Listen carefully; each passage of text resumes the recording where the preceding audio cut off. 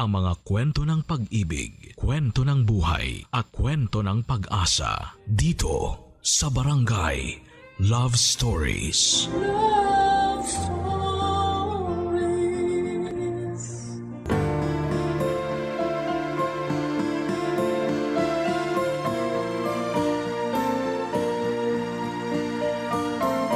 Hindi pwede na bigay todo tayo sa pagmamahal sa ibang tao tapos ay wala nang matitira para sa atin.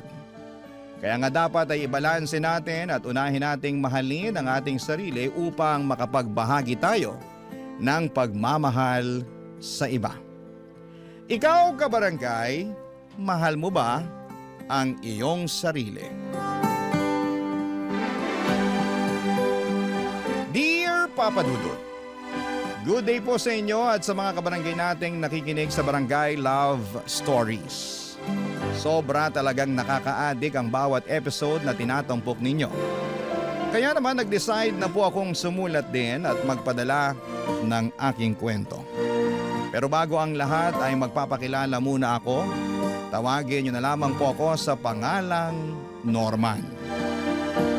35 years old at taga Malolos, Bulacan. Kung ilalarawan ko po ang aking sarili ay proud kong sasabihin na isa akong masipag na anak, mapagmalasakit na miyembro ng pamilya at talaga namang bigay todo. Ang motto ko kasi ay lahat kakayanin para sa mga mahal ko sa buhay.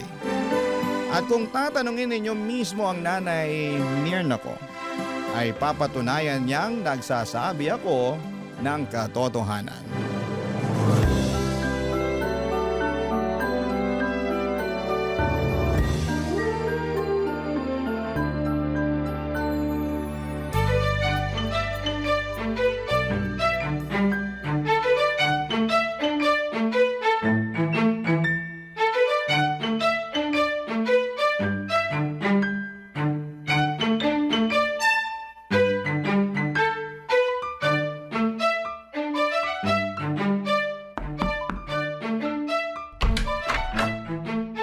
Nay, nandito na po ako. May dala po akong mga grocery. Pasensya na po ang konti ng nabili ko, eto lang. Anong konti? Ang dami-dami na nito. Ay, akin na nga lahat yan ang mailagay ko sa mesa. Tapos maupo ka muna dyan sa sopa para makapagpahinga ka. Sige po, Nay. Salamat po. Ako ang dapat magpasalamat sa'yo kasi gumastos ka na naman para sa bahay natin. Sweldo ko naman po ngayon, Nay. Basta, salamat pa rin. Teka, ikukuha kita ng tubig na maiinom, ha? Mukhang uhaw na uhaw ka na dyan. Medyo nga po eh. Sige po, salamat po.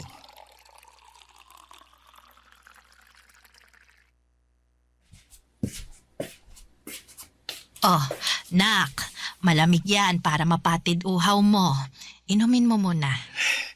Sige po, salamat, Nay.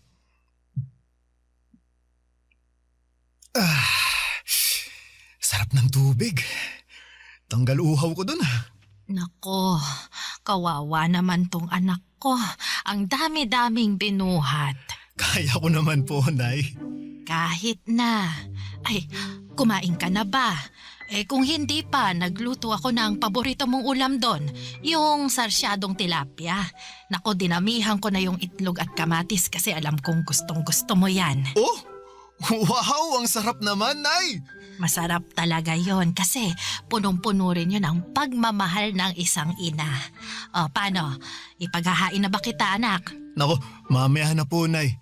Gusto ko munang umupo rito sa sofa para naman malapat ko sandali yung puwet at likod ko. Ako na lang din po ang maghahain ng pagkain ko mamaya. Ayaw mo ba na asikasuhin kita? Siyempre gusto ko po, pero chillax na lang po muna kayo dyan. Ako na bahala sa sarili ko. Kakain din naman po ako maya-maya. Teka, may ibibigay po pala ako sa inyo, Nay. Kunin ko lang po wallet ko, ha.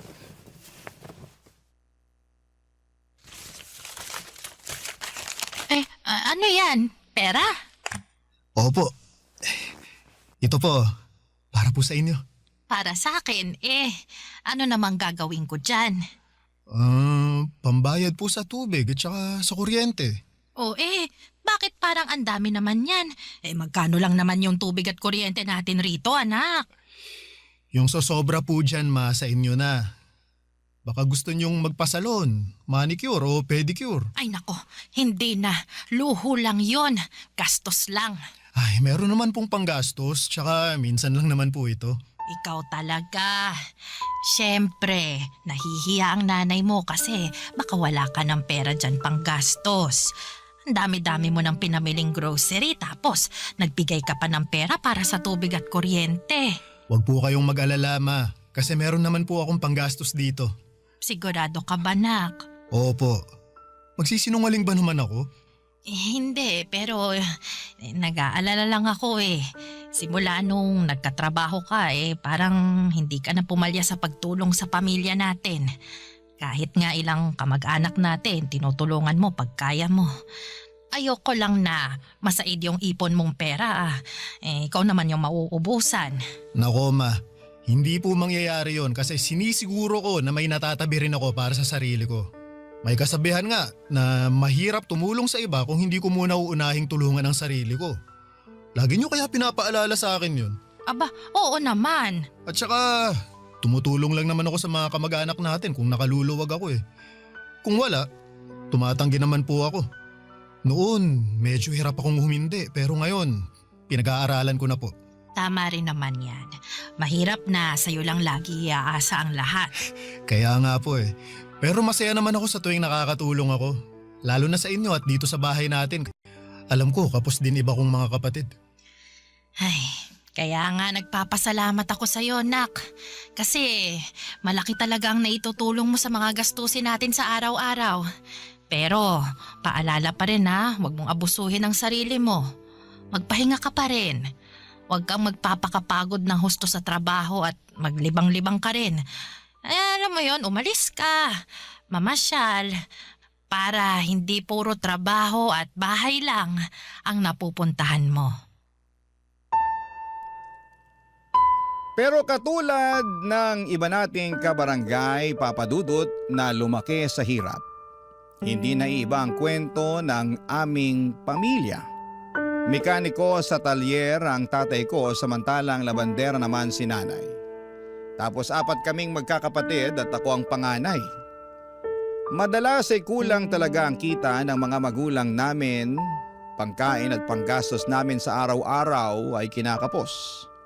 Kaya naman pinangako ko sa aking sarili na magsusumikap ako upang hindi na namin muling maranasan ang magutom. Kaya naman binuhos ko talaga ang panahon ko sa pagtatrabaho. Sa katunayan ay hindi pa ako nakontento sa pag-oopisina. Dahil tuwing day off ko ay rumaraket pa ako sa food business ng kaibigan ko bilang kosinero. Dahil sa pagiging abala ko ay nakalimutan ko na ang aking buhay pag-ibig. Bagay na madalas kumustahin sa akin ng nanay ko.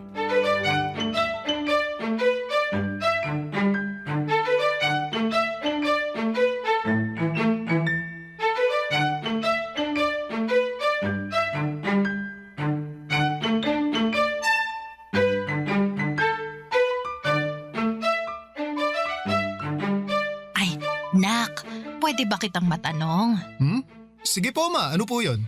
Ilang taon ka na nga ba ulit? 34 na po ako ngayong taon. Bakit po? Lagpas na pala sa kalendaryo yung edad mo. Pero ni isang babae, wala ka pang nababanggit o pinakikilala sa akin na nililigawan mo. Nak, may bala ka pa bang mag-asawa? Siyempre, ma, meron po. Kailan mo naman bala? Kasi nagkakaedad ka na. Nung panahon namin, ganyang edad, may 5 ng anak. Ay, iba naman po yung panahon nyo sa panahon natin ngayon. Saka sa totoo lang, wala po akong oras makipag-date dahil busy ako sa pagtatrabaho. Oo nga Kahit day off mo doon ka naman sa kaibigan mong si Tio pumapasok. Wala ka ng pahipahinga. Masaya naman po ako na marami akong ginagawa Saka nakakapagpahinga naman po ako Pero wag mo pa rin kalimutan mag-love light. Kasi baka magulat ka na lang, tumanda ka ng binata. Ma naman, wala naman po sigurong problema kung tumanda akong binata, di ba?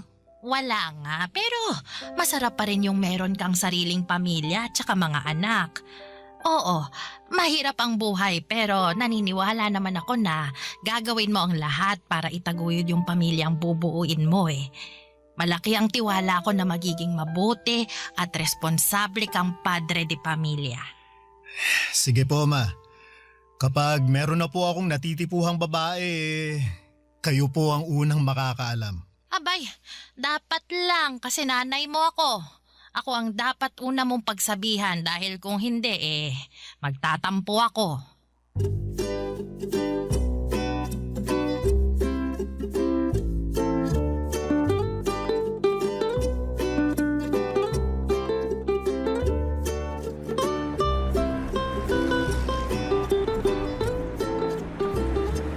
Thank you talaga sa tulong mo sa business ko, tol ah.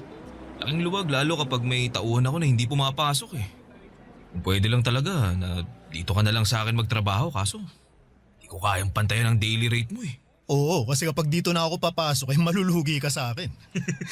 Ewan ko sa'yo. May iba tayo. Wala ka pa rin bang nililigawan, bebot? Nako, tol. Nagugustuhan nga, wala eh. Liligawan pa kaya? Baka sakali lang naman ako na meron na. Nako, nagbabaka sakali o nakikichismis? Ganun na rin yun. Siyempre, sa ating anim na magtotropa ikaw na lang yung wala pang bebe.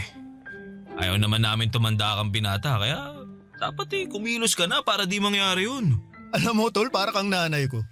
Nung nakaraan lang, kinumusta niya buhay pag-ibig ko. Wala naman daw kaso maging matandang binata pero mas masarap pa rin ang may asawa at mga anak. Totoo yan. Tingnan mo ko ha. Meron akong mga anak. Wala nga lang asawa kasi hindi naging okay pagsasama namin. Pero ayos lang dahil nasa akin naman yung mga bata eh. Ayun, magulo na masaya. Iba pa rin kapag may kasama kang bata. Kahit nakakapagod silang alagaan pero nakakatuwa pa rin.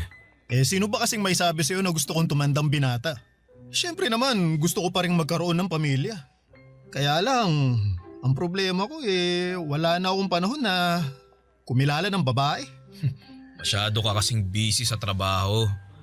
Kulang na lang, pakasalan mo mga trabaho mo eh. Huwag ganun. Sobra ka naman, tol. Joke lang. Alam ko naman na masipag ka at responsableng anak. Bigay todo kung tumulong. Pero sabi nga ng nanay mo, pumag-ibig ka rin. Yan din naman gusto namin para sa'yo ng mga tropa natin eh. Kaya nga, meron sana akong papakilala sa'yo. Ha? Sino naman? Marisa ang pangalan niya. Kaibigan ng kapatid ko. Mabait yun. Maganda. Mahinhin kumilos at magsalita. Single and ready to mingle. Nasabi ko na rin sa kanya na irereto kita sa kanya. Kaya alam niya na single ka rin. Alay mo, kayo na pala ang para sa isa't isa, di ba? Subukan mo lang makipag-date at kilalanin pa ng husto si Marisa. Papa Dudut, nagkita kami ni Marisa sa isang cafe sa Quezon City. At masasabi ko na kabadong-kabado ako. Yun pa lang kasi ang unang beses na may makaka-date ako kaya naman ayokong magkamali. Pero buti na lamang at mabait si Marisa at malumanay magsalita. Kaya naman napanatag agad ang aking kalooban. Mabilis kaming nagkapalagayan ng loob. At doon na niya nakwento na meron siyang anak sa ex-boyfriend niya na nasa probinsya nila sa Iloilo. Sa totoo lang, nagulat ako noong nalaman kong single mother siya pero hindi naman nagbago ang tingin ko sa kanya. Mas sumanga pa nga ako sa kanya at tumaas ang aking respeto sa mga sakripisyo niya para sa kanyang anak. Nagpatuloy ang aming pagkakaibigan na hindi nagtagal ay nauwi na nga sa pag-iibigan. Barangay Love Stories. Barangay Love Stories. Papa Dudut, niligawan ko si Marisa ng 2 buwan bago niya ako sinagot. Noong mga panahong yon ay nakilala at nakausap ko na rin ang anak niya sa video call. Sa katunayan ay nagplano na nga kami ng bakasyon sa Iloilo para personal ko na itong makilala. Pasukan din kasi ng mga panahong yon kaya hindi niya basta-basta mapapaluwas sa Maynila ang bata. Pero habang hindi pa nangyayari yon ay sinabi ko kay Marisa na ipakilala ko muna siya sa aking nanay. Hindi ko pa siya naisasama noon sa bahay dahil pareho pa kaming busy sa aming mga trabaho. Pero palagi ko siyang nakukwento sa nanay ko kaya naman sabik na sabik din ito na makilala siya. Hanggang sa dumating na nga ang araw na yon.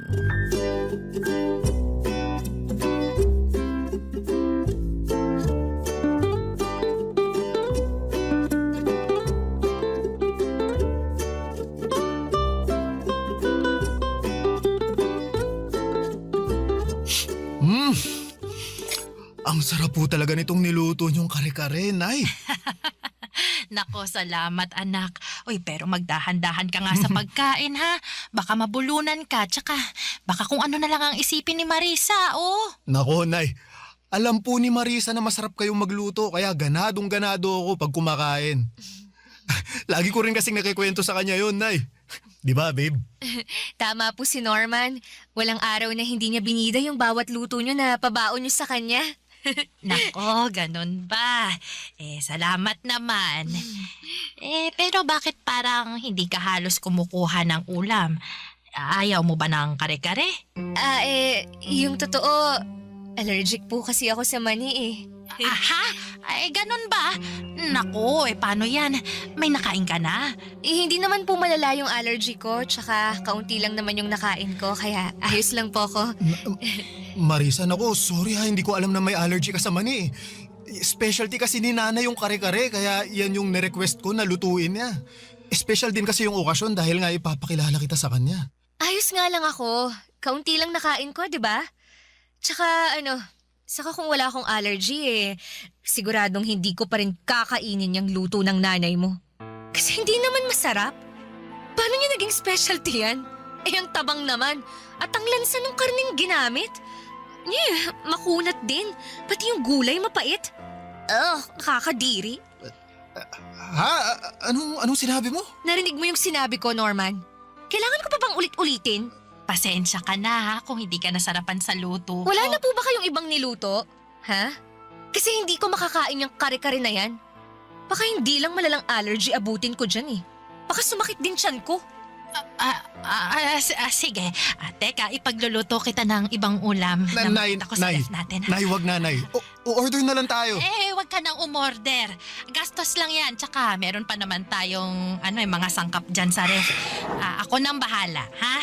Kumain na lang kayo dyan, ha? Sandali lang, magluluto lang ako. Nay! Marisa, pag-usap nga tayo dun sa labas. Bakit sa labas pa? Pwede naman dito na lang sa mesa. Mamaya malamok pa dun kagatin pa ako. Please, Marisa, kahit sandali lang.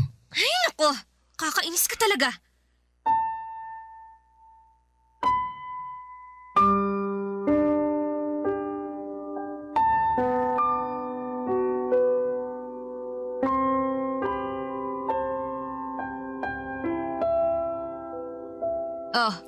Nandito na tayo sa labas.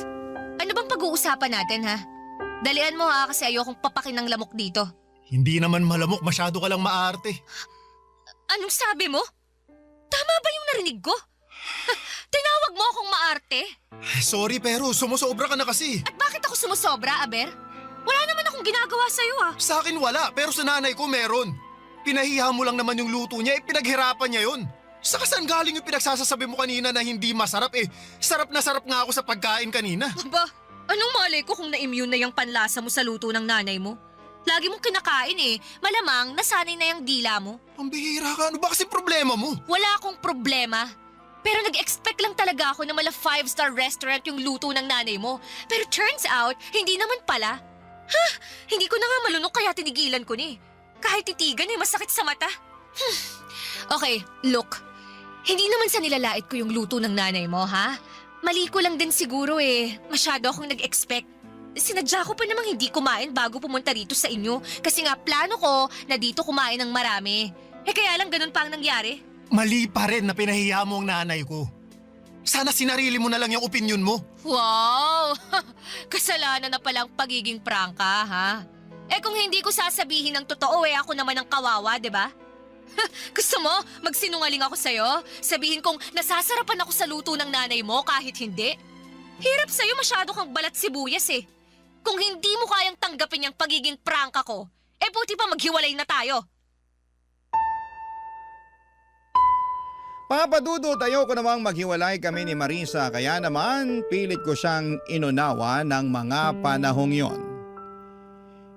Inihingi ko na lamang siya ng pasensya sa nanay ko na nagsabi naman na ayos lang. Pero ramdam ko na labis niyang kinalungkot ang una nilang pagkikita ng girlfriend ko dahil sa pagiging prangka nito na wala naman sa lugar.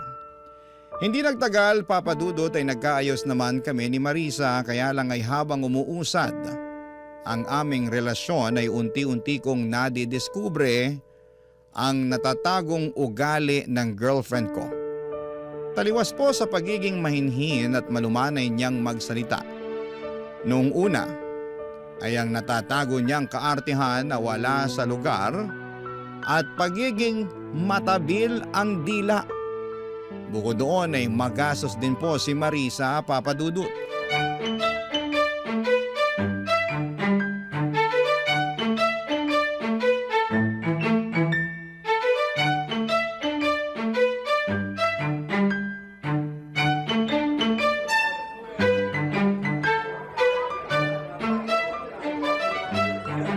Alam mo, gustong-gusto ko talaga sa cafe na to. Aesthetic eh. Sigurado akong pupusuan na naman ng mga friend ko online yung My Day ko. Aesthetic nga pero di naman masarap yung kape saka ang mahal ng menu nila. Sabi ko naman sa'yo, subukan natin sa iba eh. Meron akong alam na kabubukas lang pero maraming magagandang review. Ayoko sa iba. Gusto ko rito. Hindi bagay yung beauty ko sa mga pipitsuging kainan, no? Maawa ka naman sa akin. Maaate mo ba na i-date ako sa isang mabaho at mumurahing lugar? Marisa, para sa kaalaman mo, hindi mabaho yung lugar na gusto ko sanang puntahan natin sa date natin ngayon. O, edi sige. Hindi na kung hindi. Pero mumurahin pa rin. Ayoko doon. Gusto ko rito. Ay, bahala ka na nga. Bahala talaga ako. Ay, babe, malapit na pala yung birthday ko. Ano palang plano mong regalo sa akin? Ano? Don't tell me, nakalimutan mo na ah. Sige ka, magtatampo ako. Hindi ko nakalimutan pero sikreto muna kung anong ireregalo ko sa'yo. Siyempre, wala nang element of surprise yun kapag sinabi ko, di ba? Hindi ako mahilig sa sorpresa eh. Mas gusto ko, alam ko na kung anong ireregalo mo sa akin. Para naman masabi ko agad sa'yo kung magugustuhan ko yun. Anong ibig mong sabihin? Para lang hindi masayang yung pera mo. Dapat magugustuhan ko talaga. At saka para sigurado na magugustuhan ko, ako na lang ang pipili o magsasabi kung anong ireregalo mo sa akin, di ba? Hayaan mo na yung surprise na yan. Madali naman yung pekein sa social media. Ang totoo, wala pa talaga akong naiisip na regalo eh. Pero hindi naman ibig sabihin nun wala akong ibibigay ha. Masyado lang kasi akong maraming iniisip nitong nakaraan kaya... Okay lang naman. Kaya nga tinanong ko para matulungan kita eh. Alam mo kasi, marami akong gustong bilhin. Pwedeng ikaw na bumili ng iba doon para mabawasan yung nasa listahan ko. Yun na lang ang iregalo mo sa akin sa birthday ko.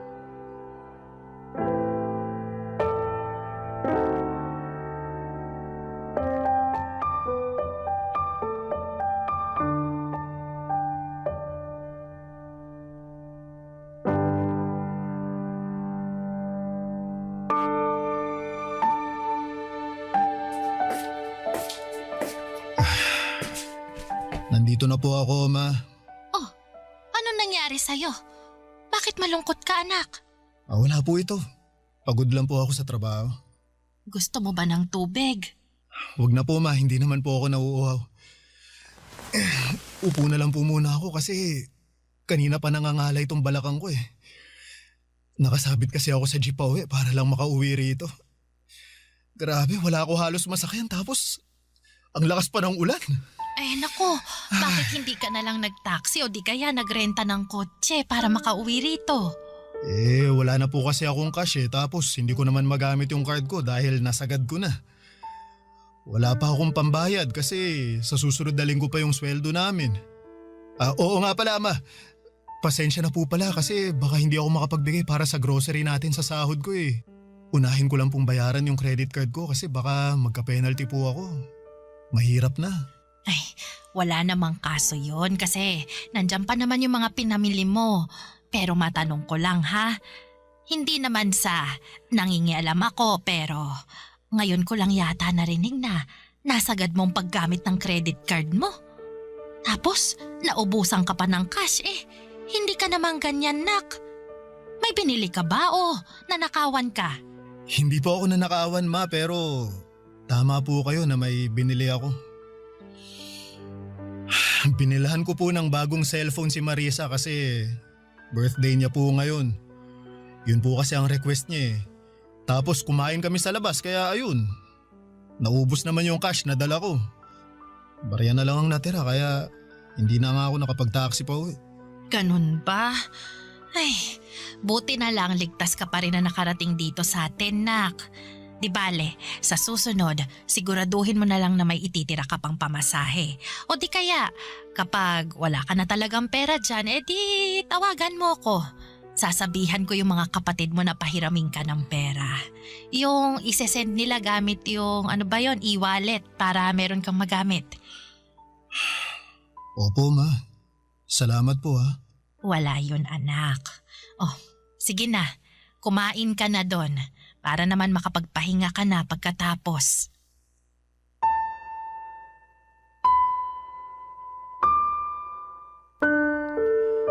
Papadudot hiyang-hiya ako sa nanay ko ng mga panahong yon.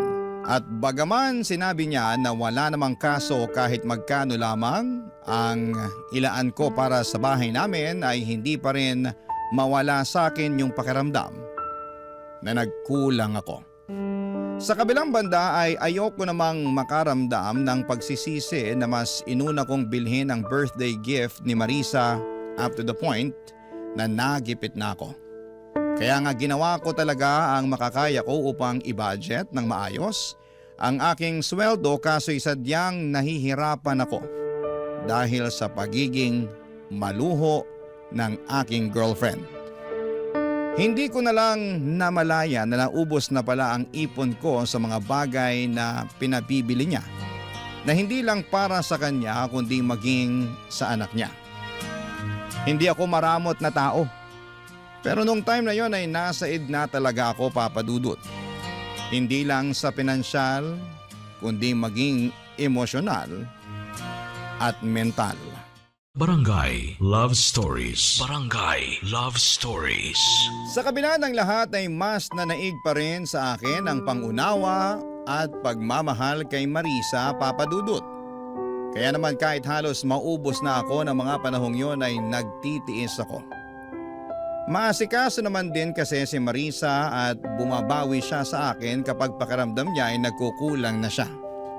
Malambing naman siya pero mas madalas nga lang kapag may kailangan siya nangyayari yon. Hindi nga nagtagal ay ibinalita sa akin ni Marisa na buntis siya, papadudot.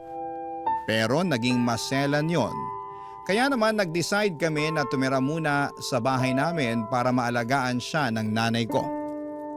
Complete bed rest ng 3 linggo ang rekomendasyon ng OB niya dahil hindi makapit si baby at ayaw naman namin na may mangyaring masama sa anak namin. Kaya nga malaki ang pasasalamat ko sa nanay ko na nagboluntaryo siyang alagaan si Marisa. Akala ko ay maayos ang turingan nila sa isa't isa pero nagkamali pala ako, papadudot.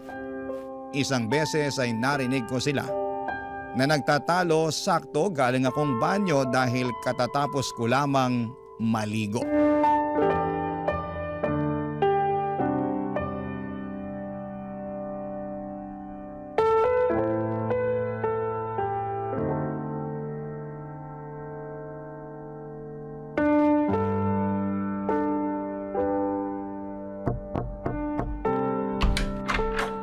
Marisa, tulog ka na ba? Hindi po, Nay. Pwede ba akong pumasok? Kukunin ko lang yung mangkok na pinaglagyan ko ng lugaw. Sige po. Hala, nak! Bakit yata parang hindi mo namang kinain tong lugaw? Wala naman kasing lasa, tsaka nakakasuka. Ay, paanong nakakasuka maayos naman at malinis yung pagkakaluto ko dyan. Tsaka may lasa yan, tinikman ko yan kanina Sa wala nga akong nalalasahan Alam nga namang ipilit kong sabihin na meron kahit wala, di ba? Lumabas naman akong sinungaling nun. Ganun ba? Pasensya na ha. Baka nagkamali lang talaga ako. Hoy, Marisa. Bakit mo sinisigawan ng nanay ko? Hindi ko sinisigawan ng nanay mo. Nag-uusap lang kami. Anong hindi Ang taas ng boses mo, saka dinig na dinig ko dun pa lang sa banyo. Kaya nga tinapos ko na yung paliligo ko para labasin na kayo. Hindi ko nga sabi sinisigawan yung nanay mo. Masyado ka namang OA Pinagsasabihan ko lang siya na hindi masarap yung lugaw na niluto niya para sa akin. Tsaka, bakit ba siya panipakain sa akin ng lugaw? Wala naman akong sakit. Nagkataon lang naman talaga na kailangan kong humilata sa higaan na to ng 3 linggo, pero hindi naman ibig sabihin nun hindi ko kayang ngumuya ng matinong pagkain. Ayoko niyan. Hindi ako nabubusog dyan tapos ang tabang pa. Marisa, pwede mo namang sabihin ng maayos sa nanay ko Hindi yung ganyan na pinagsasalitaan mo pa siya ng hindi maganda. Teka nga, abogado ka ba ng nanay mo? Anong sinabi mo? Lagi mo na lang kasi siyang pinagtatanggol imbis na ako ang kampihan mo. Baka nakakalimutan mong partner mo ko at magiging nanay na ng anak mo. Siyempre hindi ko nakakalimutan yun, pero nanay ko pa rin yung binabastos mo. Anong binabastos pinagsasasabi mo dyan? Alam mo sumusobra ka na ha? Ma, magsalita naman kayo! Sabihin yung hindi ko kayo binabastos! Hindi naman ako binabastos ni Marisa, anak. Anong hindi? Dinig na dinig ko nga mga pinagsasasabi sa inyo ng babaeng yan. Hindi na niya kayo nirespeto. Hoy Marisa, nanay ko pa rin yung kausap mo at wala kang karapatan na bastusin siya. Wala ka ba nanay? Ano bang klaseng tanong yan? Sinong nag-aalaga sa anak ko kung wala akong nanay, di ba? Meron naman pala, pero ganyan mo ba kausapin at pakitunguhan ng nanay mo? Hindi! Nanay ko yun Kung ganon, matuto ka ring igalang ang nanay ko kasi parang ako na rin yung hindi mo nirespeto sa tuwing binabastos mo siya. Ang bait-bait ng nanay ko pero hindi ibig sabihin pwede mo na siyang abusuhin. Ni minsan hindi kanya pinatulan. Siya pa nga madalas humingi ng pasensya matapos mo siyang tarayan, di ba? Sana dun man lang maisip mo na nakakabastos ka na. At kung kaya mong irespeto ang nanay mo, sana gawin mo rin yun sa nanay ko. Norman, hindi naman siguro sinasadya ni Marisa, kaya hayaan mo na lang. Ayos lang naman ako Oh, tingnan mo! Ayos lang naman pala sa nanay mo Pero kung makareact ka dyan, akala mo nakagawa ako ng krimen? Pasensya na, Pasensyahin mo mukha mo! Sabi ng OB natin hindi raw ako dapat ma-stress, pero sa'yo ako nai-stress! Isama mo pa yung nanay mong ewan! Sana talaga doon na lang ako sa nanay ko sa Iloilo umuwi! At siya na lang yung dapat na nag-alaga sa akin! Hindi kayo! Papadudot dismayado ako at nasaktan sa kung paanong pakitunguhan ni Marisa ang nanay ko. Akala ko kasi nagbago na siya pero maling-mali ako dahil hindi naman pala papadudot. Sa palagay ko nga ay mas lumala pa ang pag-uugali niya dala na rin ang kanyang pagbubuntis.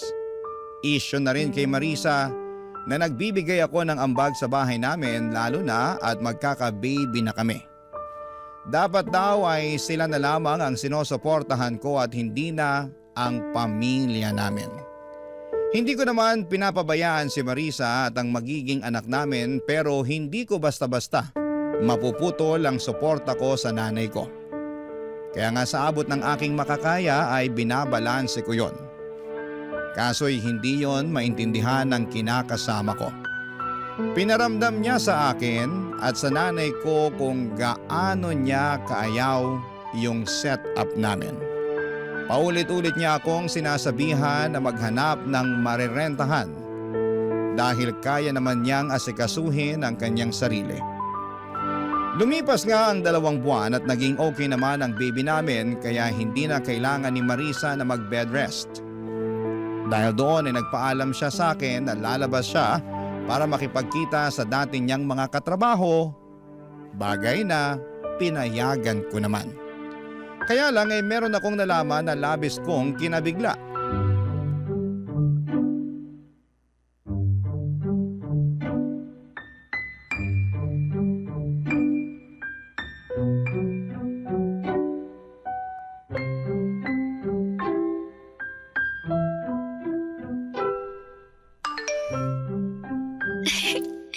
Sino ba naman tong lalaking to?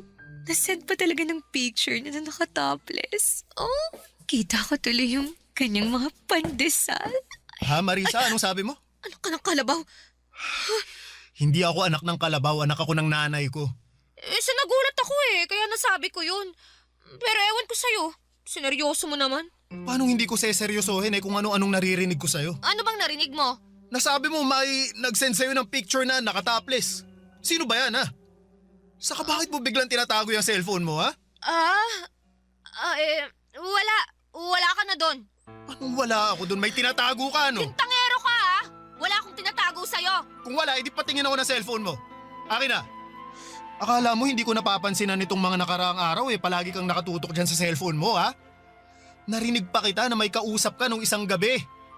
Kaya akin na, patingin ako niyan. Gusto kong malaman kung sino ba yung kausap mo niyan. Ayoko nga. Ganon. Pues aagawin ko na lang sa'yo kung ayaw mong ibigay. O ano? Kahit ayaw mo nakuha ko naman na. Norman, please akin yung cellphone ko. Parang awa mo na, ibigay mo na sa akin yan. Ha? Ba't mo gagawin yun? Kasi may tinatago ka na ayaw mong malaman ko? Hindi. O ayan o. Sakto, ang daming mensahe ng kausap mo. Tingnan ko nga kung sino tong hayop na to. Norman, wag! Ano to? Bakit kayo magkausap ni Theo, ha? At bakit siya nagpapadala ng mga hubad na litrato sa'yo?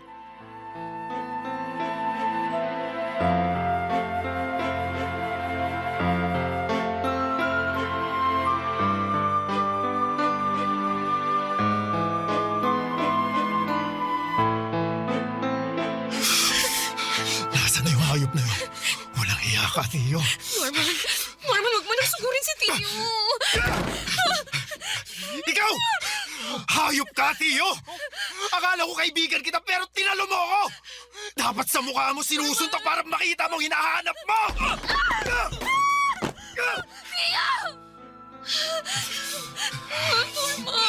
Norman, bakit mo ako sinuntok? Nagtanong ka pa talagang ahas kaya kulang pa nga yan dahil sa ginawa niyong panloloko sa akin! Sira ulo ka, Norman! Kala mo siguro hindi masakit yung ginawa mo, no? Halika! Dadagdagan ko pa para lalo ka Sige, masasaktan! tara! Magsuntukan tayo! Kala mo yata, tagasang kita eh! Tama na! Tumigil na kayo! Ikaw babae ko, huwag mo akong awatin! Tuturuan ko pa ng leksyon yung lalaki yan! Ano bang ginawa ko sa'yo, ha? Sige nga! Nagtatanong ka pa rin! Eh bakit sa akin ka lang nagagalit? Eh si Marisa naman ang unang lumapit sa akin, ah!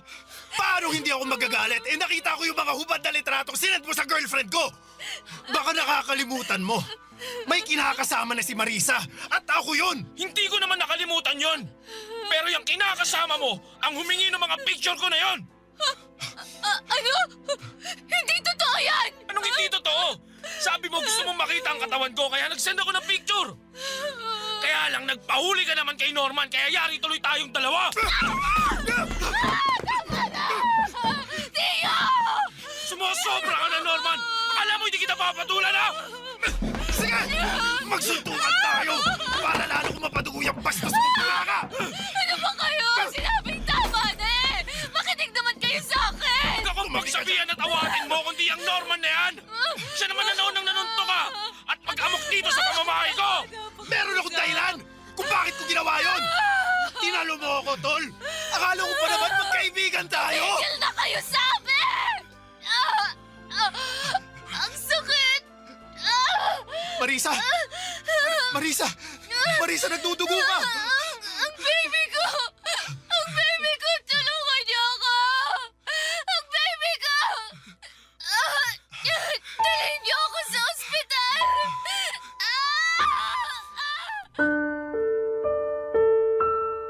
Papa Dudut, dinala namin si Marisa sa ospital dahil nagdudugo siya ng mga panahong yon.